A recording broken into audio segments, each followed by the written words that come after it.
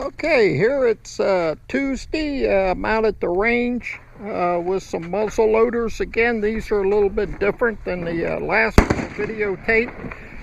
And what I'm going to do here is go through the equipment that I have, what I use, and some of the things I've made, and so on and so forth.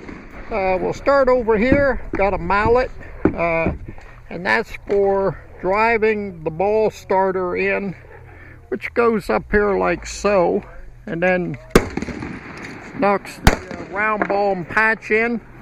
This is the powder measure. It holds the powder, and you use that to do the loading up the powder measures, and that's what these are. This one here holds 70 grains of powder. Notice it's marked on the side there.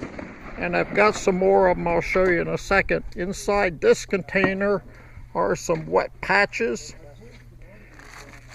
Here's they're for wiping out the bore after each shot. Some people do that, some don't. Here's dry patches here, which are used for drying. Now, this little guy is a wrench that just happens to fit on the flats of a nipple, the quarter 28 size, which works better than some of the other things you have. Hey, here's another famous black powder shooter. Say hi. Howdy. There. And this little box here, my wife got me a few years ago at Christmas, which was, I think, supposed to be for holding a wine bottle. But I use it to put my black powder things in, primers, patches, and that kind of stuff. So what do I have? This little container, which is actually a 3-piece, this goes inside. I got at Walmart, of all things, and comes apart like so. This is a nipple wrench that I made. It's for another type of gun.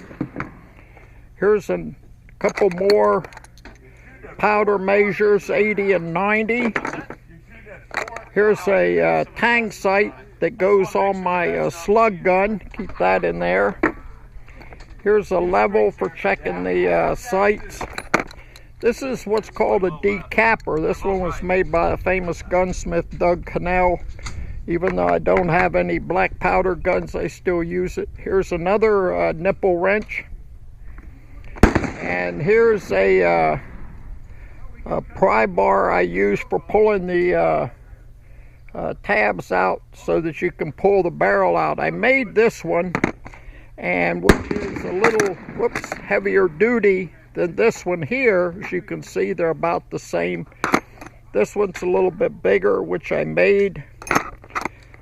Inside here, I have a straight razor, which is used for cutting rough patches if I'm going to use the linen. The ones I use now are not that, so I don't have to cut them. Inside some small containers, let me get this guy open. This one here has spare nipples, as you can see, and different picks to go inside. Have a flashlight since it's kind of hard for me to see. Front sight inserts. Here's some more stuff, another flashlight. Here's some more powder measures, 110, 100, 120, and so on. Some extra screwdrivers, extra tools, things like that. And something that's really handy, if I can get it open, is a little magnifier. Since on these tang sights and some of those things, I can't see the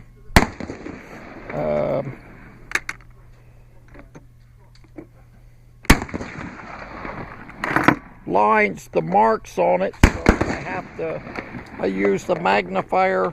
My eyes are getting kind of old, I guess you could say. And then this goes back together like so, which is pretty handy. And then these things go back in here like so. Put them back together. and then put the lid on. So those are some of the tools. Now you notice over here I've got one box. Back a couple, 2 or 3 years ago, I had 4 or 5 or 6 boxes like some people have when they come out, and that got to be a pain in the neck. So I stopped at Lowe's, and lo and behold, they had these.